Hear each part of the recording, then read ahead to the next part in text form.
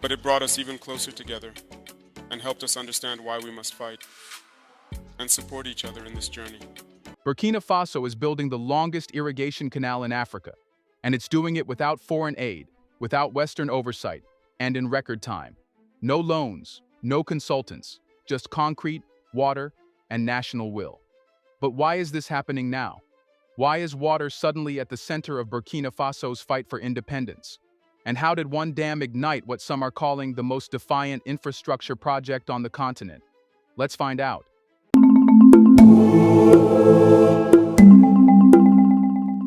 In a region haunted by droughts, insurgencies, and diplomatic isolation, Captain Ibrahim Traoré did something no one expected. He declared war. But this war wasn't announced with rifles or tanks. It was declared with water. For decades, Burkina Faso's biggest weakness wasn't its military. It was its soil. The land, rich in potential, had been abandoned by rainfall and ignored by those in power.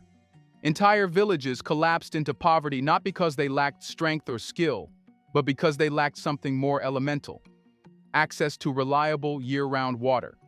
And when a nation can't feed itself, it doesn't matter how sovereign its constitution sounds. It's still on a leash. Traoré saw the battlefield differently. He realized that the real weapon wasn't firepower, but hydrological control. If you can control water, you control life. And if you can grow your food, you control your destiny. He understood something that colonial and post-colonial governments ignored for decades. The true path to independence runs through irrigation trenches, not conference tables. The timing wasn't random. Climate shocks across the Sahel were escalating, pushing countries like Burkina Faso to the brink of famine every year. But instead of scrambling for emergency aid like before, Traoré chose to break the cycle. He decided to build, not react.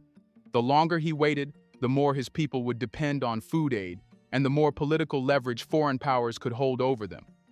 And that's the part the outside world didn't see coming. By shifting his focus to water, Traoré didn't just start an agricultural project.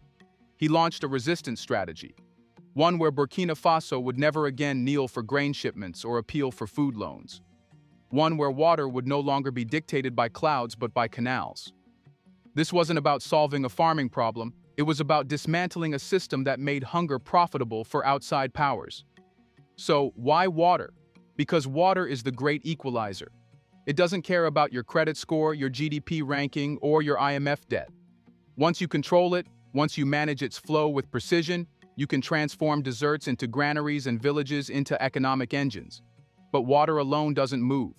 It needs a path, a vessel to carry it across the forgotten lands. That's where the next phase of the revolution begins.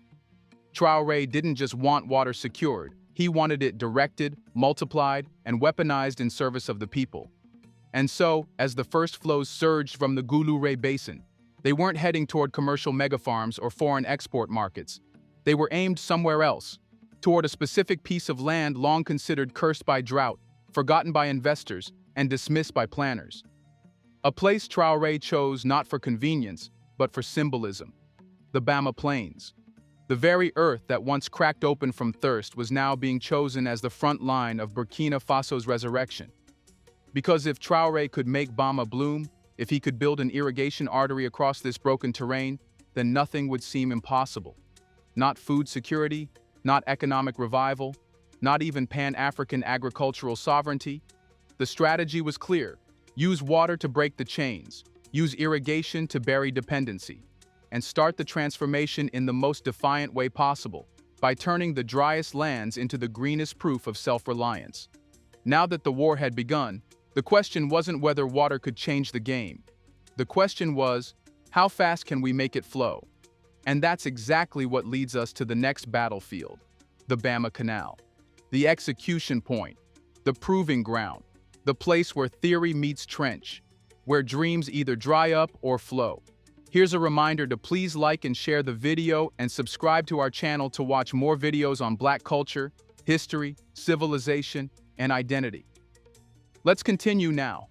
Captain Ibrahim Traoré didn't point to the Bama Plains on a map because it was easy. He chose it because it was difficult. For years, Bama was both a forgotten agricultural jewel and a cursed stretch of earth, rich in soil, poor in water, and abandoned by every previous administration that promised development but delivered drought. It had become a symbol of what Burkina Faso could be, if only it could break free from nature's cruelty and leadership's neglect. So, when the Goulouré Dam was finished and the water was finally tamed, Traoré didn't hesitate. He directed the first surge toward Bama, not because it was the most convenient location, but because it was the most meaningful. If he could make Bama bloom, he could prove that even the most written-off corners of Africa could rise with the right vision and the right will. That's how the Bama Canal was born, not as a pipe dream, but as a deliberate act of defiance etched into the land. Stretching across the fertile Huet province, the canal now carves its way through 1,260 hectares of rice fields and 70 hectares of vegetable plots, a patchwork of potential that's no longer theoretical. But this is just the beginning. More than 200 hectares of additional farmland are already in the works, waiting for the steel jaws of machinery and the calloused hands of workers to make them productive. And what makes this canal revolutionary isn't just the water it delivers. It's how it's being built. No foreign contractors, no overpriced imported consultants, no white-gloved engineers flown in for ribbon-cutting ceremonies. The Bama Canal is being built by Burkina Faso for Burkina Faso. The machines are local, the sweat is local, the urgency, fiercely local. President Traoré didn't just announce the project, he put it on a timer. 8 months. That was the directive. Not 10 years like most aid-funded projects that stall in endless bureaucracy. Not soon, 8 months. Because real hunger doesn't wait, and neither should sovereignty. To meet this deadline, the project has become a controlled storm of coordination. Cement mixers roar before sunrise, and workers stay into the night under floodlights. Supply chains have been tightened, oversight has been militarized, and every delay is treated like a national insult. It's not just construction, it's an emergency operation for independence. But beyond the engineering marvel is something even more powerful: what this canal represents to the people. For the farmers of Bama, this is no longer a tale of survival. It's a story of redemption. Many had watched their parents abandon these fields when rainfall became erratic and famine turned profitable for middlemen. Now those same families are returning, not to beg for help, but to reclaim what was theirs. Water has returned, but so has dignity. And the canal isn't just a trench in the ground, it's a technological artery, wired with solar-powered pumps, pressure-regulating valves, and soon-to-be-deployed smart flow monitors to ensure no drop is wasted. Unlike the leaky, outdated irrigation models of the past, the Bama Canal is being future-proofed. A fusion of ancestral resilience and modern design. Storage warehouses are rising along its banks. New roads are being paved to connect farms to markets. Water distribution hubs are being placed where they're needed most, not where politicians want to show off. And every piece of this transformation is designed to be owned and operated by locals, not managed from glass towers in capital cities or foreign embassies. Still, Traoré's ambitions don't end at Bama. This canal is just the first test.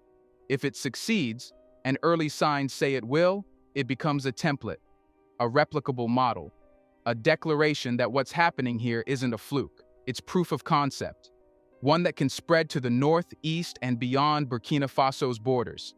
But the canal's success isn't guaranteed by water alone. For this system to function, it needs something even more vital: people. People to farm, to trade, to build, and to sustain the transformation beyond its inauguration.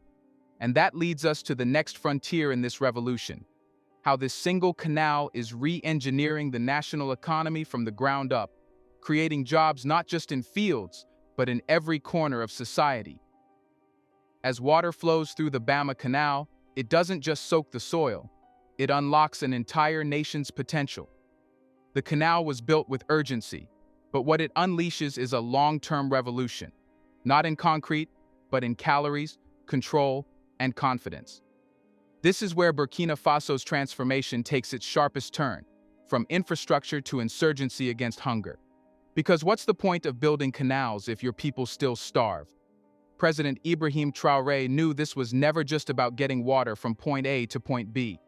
This was about transforming Burkina Faso from a country importing survival to a country exporting stability. The ultimate goal was never the canal. It was what would grow beside it: And what would that growth free the nation from? For years, Burkina Faso's food system was a hostage. Food aid and import deals made the country vulnerable to global price shocks, political manipulation, and supply chain disruptions it didn't control. Every flood in India, every war in Europe, every export ban in Southeast Asia translated into hunger in West Africa. The fields of Bobo Dioulasso could not feed the nation, not because they were infertile, but because they were abandoned. But now, those fields are coming back, and so is power. With the Bama Canal in place, Burkina Faso is on track to produce an additional 50,000 tons of food annually, a staggering figure for a country that used to depend on imported rice, wheat, and vegetables to fill the gap between survival and starvation. These aren't maybe numbers. They're projections based on real field surveys, yield models, and planting cycles already underway. But the most radical change isn't in tons, it's in control. Food sovereignty means you decide what your people eat, when, how, and at what cost. It means no more bowing to overseas exporters, no more panicking when shipping lanes clog, no more accepting emergency grain shipments that arrive too late and at triple the price. It means setting your prices, growing what your culture needs, and rejecting food that comes with conditions. This has led to a quiet policy shift inside Traoré's administration, one that's transforming agriculture from a subsistence activity into a pillar of national security. Ministries once obsessed with military strategy are now analyzing harvest cycles. Economists are modeling food exports as part of the country's GDP targets. And farming is no longer viewed as a rural necessity. It's become a state instrument of liberation. This strategy is also fundamentally redistributing power across the country. With irrigation guaranteed, farmers can finally plan, not guess. They're investing in second harvests, rotating crops, and partnering with local seed banks to expand varieties. Small cooperatives are gaining strength. Women's farming groups, once relegated to low-yield dry season planting, now have access to fertile fields and reliable water, a shift that's already reshaping gender roles in agriculture. Moreover, local markets are responding. The availability of year-round produce is helping to drive down food inflation. With every kilogram of local rice sold, Burkina Faso takes one more step away from dependence. And as prices stabilize, families are spending less on food and more on education, health, and small businesses, unleashing a ripple effect far beyond agriculture. Even more game-changing is Traoré's decision to integrate technology into food production. The fields lining the Bama Canal are now pilot sites for AI-assisted irrigation, soil monitoring systems, and crop health sensors, tools once reserved for billion-dollar farms in the West. Now, they're embedded in Burkina Faso's new rural economy. With every digital reading and every precision-guided pump, food production becomes more efficient and dependency becomes less defensible. But here's where it gets truly strategic. By growing more and relying less, Burkina Faso is also reshaping its diplomatic position. Food-rich nations are leverage-rich nations. Countries that control their food can't be blackmailed with grain. They negotiate on equal terms. And as Burkina Faso begins supplying neighbors in need, especially during climate shocks, it builds soft power that can't be bought or borrowed. This isn't charity, it's statecraft, with onions and rice instead of tanks and treaties. The canal may have started as a trench in Bama, but what flows from it is political capital, economic insulation, and a shot at true independence. Yet for all the gains in food production and policy freedom, there's a deeper transformation happening too, one that isn't measured in tons or GDP. It's happening in the faces of the people who now wake up not to uncertainty, but to a job site, a trade, a future. Because the next chapter in this story isn't about food at all. It's about the people building this new nation with their own hands, and how this canal is re-engineering the economy from the bottom up. Food sovereignty can fill a stomach, but dignity fills a life. As Burkina Faso begins feeding itself through its vast irrigation transformation, another quieter revolution is taking shape, one that can't be measured in crop yields or grain tons.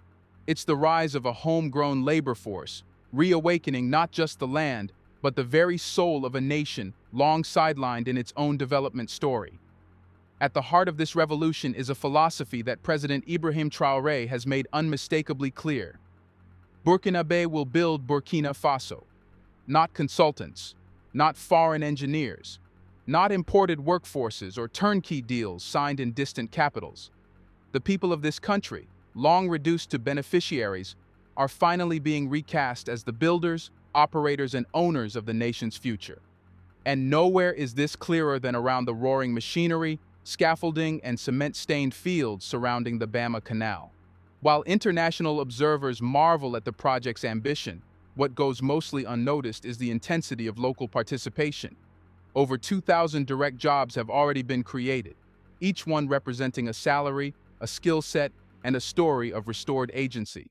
From welders shaping irrigation gates to civil engineers calculating canal slope gradients, from masons stacking stone embankments to technicians installing solar-powered pumps, every task is done by Burkina Faso hands. This isn't just a job site, it's an incubator for a national workforce renaissance, and that wasn't inevitable. In most large-scale African infrastructure projects, especially those involving dams or canals, the standard playbook is to outsource, either to large foreign contractors or to public-private partnerships backed by aid organizations. Locals are often hired only for menial roles, with key skills exported and profits extracted. Traoré shredded that playbook. Instead, his administration established a localized procurement chain from the ground up. Materials are sourced from regional suppliers. Tools are manufactured or repaired within the country. Even logistics, often monopolized by international firms, have been handed to Burkina Faso companies. In doing so, the economic footprint of this canal now extends far beyond the irrigation zone. It's flowing into steel workshops, cement factories, transport fleets, rural cooperatives, and microfinance networks. A canal, yes, but also a national circulatory system of work and income.